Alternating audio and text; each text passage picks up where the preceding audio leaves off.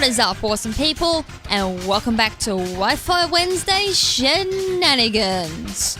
Alrighty, so in the last week's video I did promise that this week would be some more battle spot shenanigans, and this time I'm using a team that I have been working on for quite some time now. So this one's more considered of a more anti-ranked meta team, if you want to put it in those particular words. I don't know, that's kind of what I was going for. This is supposed to be used on rank, but I've kind of come across a few little bump holes here and there with the team, so it's kind of back to the drawing board with the team. But in the meantime, I'll kind of show you guys how this team kind of went. Like, it is pretty impressive that it actually works, but I do kind of want to improve a few Pokemon. So without further ado, let's jump into shenanigans and see how exactly this team goes.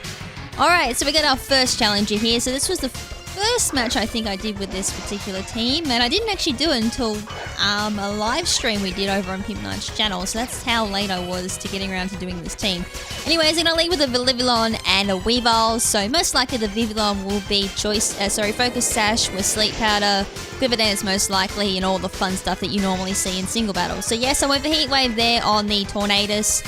Did activate the Focus Sash there on the Vivillon, as I thought would be coming. Weavile smacks me pretty hard there with the Ice Punch, so Citrus Berry kicks off there with the Zapdos. This is a mixed bulk Zapdos with Citrus Berry, so Citrus Berry kicks in there, recovers my Zapdos. Sleep Powder off there on the Tornadus, so my Tornadus is now going to snooze on the job. So Choice Scarf Tornadus is now finally out of the picture, unfortunately, which is kind of bad for me.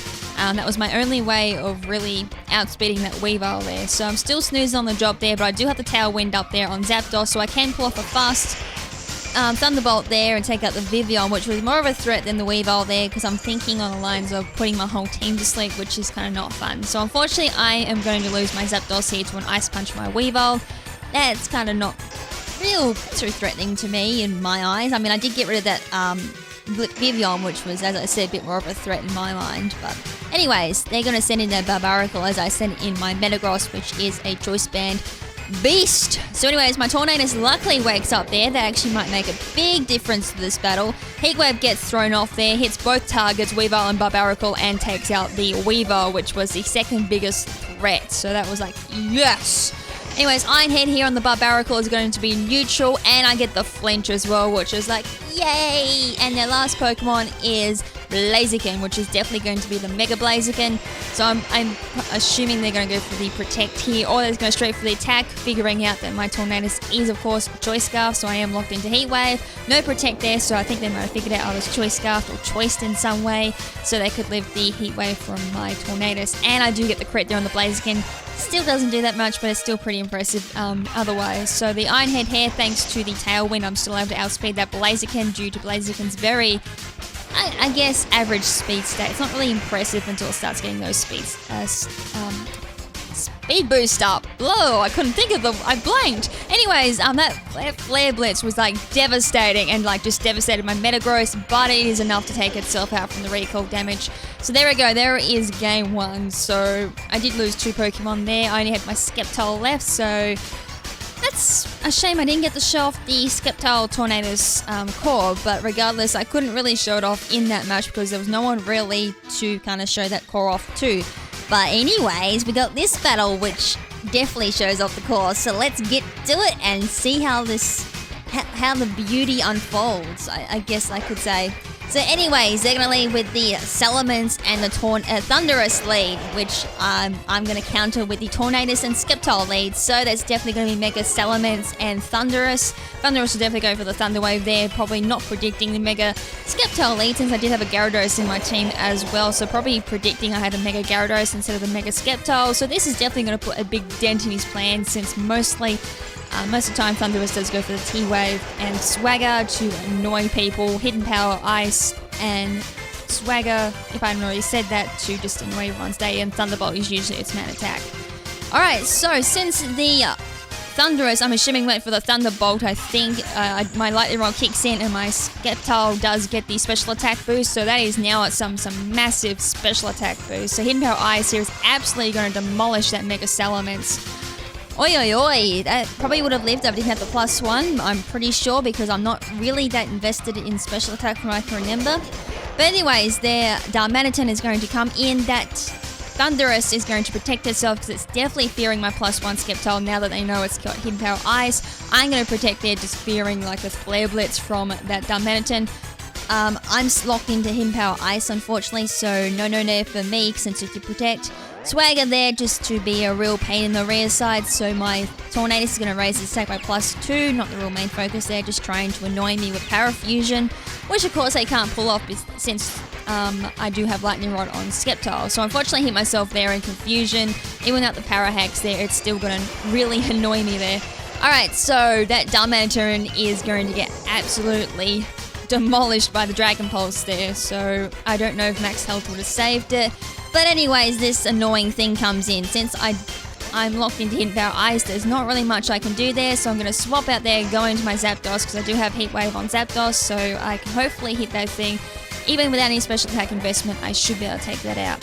So Swagger there on my Skeptile as well, because there's not really too much this Thunderous can do. It can't really taunt me because there's no real status moves that I can use. I'm mostly hyper offensive except for Zapdos with Tailwind. And he can't use Thunderbolt or he can't use Thunder Wave because Lightning Rod will stop it.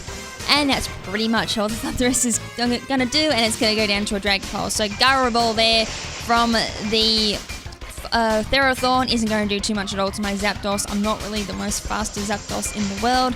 So I'm going to protect there on my Zapdos, thinking Trolololol. That's all I could really think is Trolololol, unless I'm thinking Leech Seed or something. So anyways, Gyro Ball there from the Therathorn again, and that's going to demolish my Skeptile since I am quite heavily invested into speed. Plus Therathorn's very mediocre speed stat as well, even with the, I'm guessing it'd be running Brave. So anyways, Tornado's here, Heat Wave, and that is going to be game. Burn that thing to the ground is all I can. I hate Therathorn, so I'm glad I burnt that thing to the ground. So that's the second battle done. And as you can see, that was kind of the whole point to the team, was I'm running Gyarados as well with the Tornadus, both weak to electric type moves, given that Thunderous is a very heavily played Pokemon in the VGC meta as well. Along with Zapdos as well, that's not as commonly played as the Thunderous, but the Skeptile play along with the Gyarados or Tornadus kind of redirects the whole electric moves towards Skeptile, boosting its special attack and hopefully to take out the rest of the team. And not only that, it's got Power Ice to knock out Landorus as well, which is very common in VGC, Mega Salamence, which is the second most common Mega, behind, of course, Mega Kangaskhan. If it wasn't for the Mega and Sucker Punch with Parental Bond, that thing would still be in Safari Zone. But anyways, let's move on to the final battle for tonight, and that is, I definitely know this one wasn't from live stream, this was just me mucking around one day, and it was going well until the very end. But anyways, let's handle that when we get there. So they've got a Kangaskhan and all the boring chalk tea meta stuff that you usually see in ranked. And this is free battle, by the way, so nothing really surprises me but now, actually. So anyways, the Landorus and Charizard lead, so I'm like, this is interesting. So I'm going to Mega Evolve here into my Mega Skeptile once again. There's not really much I can do here except for Leaf Storm, the Landorus Theorem form. However, they got a Mega Evolve into Charizard Y, which is like, that's interesting, that a Kangaskhan, and they're going to give up on the Kangaskhan Mega. That's very interesting. Okay, I'm gonna flow with that since that's slightly original, I guess. Alright, so I'm gonna protect there, just fearing that it was a Charizard Mega, which it was, so I'm kind of glad it did. So unfortunately that Landorus is going to Earthquake, which thankfully isn't going to hit my Herbaline very hard, but unfortunately Stone Edge misses, so it's like, oh great. And I get hit with Heat Wave as well, so luckily I protected because that would have really hurt. Alright, so Herbaline goes down. Also, the other reason why I protected was I wasn't too sure if that Landorus was Scarfed as well, because I think that Landorus Scarf may outspeed me. I could be wrong. Anyways, Tornadus comes in, and I've got Choice Scarf as well, so obviously that outspeeds the Landorus Scarfed.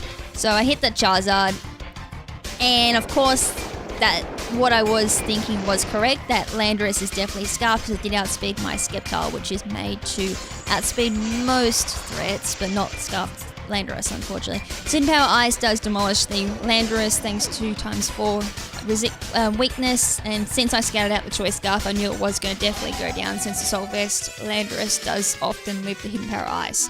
Alright, so Cresselia comes in, so I'm like, oh, this is going to be really annoying. So I'm going to just get rid of this Charizard, because this Charizard is really annoying, and it's countering my Sceptile pretty hard. Finally, that thing goes down, so I'm like, Cresselia, oh, damn. So Ice Beam coming my way, and since I'm assuming it's going to be heavily defensive invested, with no special attack investment, that's definitely going to live. Not the greatest live, but it's still a live. Anyways, the Kangaskhan comes in, so I'm not really fearing anything too threatening from this Kangaskhan since it's not the Mega, so Air Slash does a lot there thanks to the crit. Fake Out unfortunately does flinches my Sceptile, and Ice Beam again on my Tornadus. I'm like, damn, I am not going to live that second one, so Tornadus goes down, which was probably where the battle went going downhill. Alright, so my last Pokemon is the Metagross, so I got two things here I can do, and I'm going to do the one that I probably should have not done in hindsight. Alright, so Kangaskhan goes Drain Punch, try and get some health back, but because my Metagross is max health, max attack, they're not exactly going to get too much off me. Ice Beam there from the Cresselia, which I definitely predicted from a mile away. Predicted that, missed, and Explosion coming my way from the Metagross. So I'm like, come on, do some decent damage to the Cresselia, but unfortunately it does not kill. It does bring it down to the very low orange, does take out the Kangaskhan, which, as I said, wasn't really a great big threat to me. Hindsight, though, I wish I never did that, because now and at the same time, hindsight, I wish I did that either. I should have gone Dragon Pulse. You idiot! And unfortunately, because of that miss, I lost the battle. So, in my mind, that's a win, but on paper, unfortunately, it's a loss. God damn it, that really sucked balls at the end. Oh, that's the second time I've missed an attack. Should have gone for the 100% accuracy move, went for the low accuracy move instead, and missed and lost the battle because of that. God damn it, I really need to fix that. But at the time, I wasn't thinking it was going to miss. Then again, I was thinking that last time as well. That's twice now on Wi-Fi Wednesday shenanigans that's happened, so I probably need to rethink sometimes about that. But anyways, guys, that's it for Wi-Fi Wednesday shenanigans for tonight. Hopefully you guys enjoyed it. As for next week's episode, I have no idea what we're doing. I could put up the other team I've been working on now for like nearly a month, I think. Over a month now, actually. I haven't shown it yet because it's actually in regards to something else we're doing on the Pip Night chat, and I can't really reveal it because obviously if I reveal it, that's going to be a huge disadvantage to me because everyone's going to know my team, unfortunately. So I'm kind of waiting for this challenge on the Pip Night chat to end before I show that team. So if it's still going and I feel that there is a possibility that someone could still go up against that team, I will leave that until the week after. It is a pretty interesting team, I will give it that, and I'm very proud of it. So until then, I have no idea what's going up next week. It could be that team, or it could be a single battle if I can get one, or some mock VGC thing that I could use for a filler.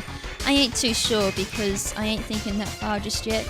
But anyways, guys, until then, this is Lady KrimZen saying ciao for now, but not forever. Ciao!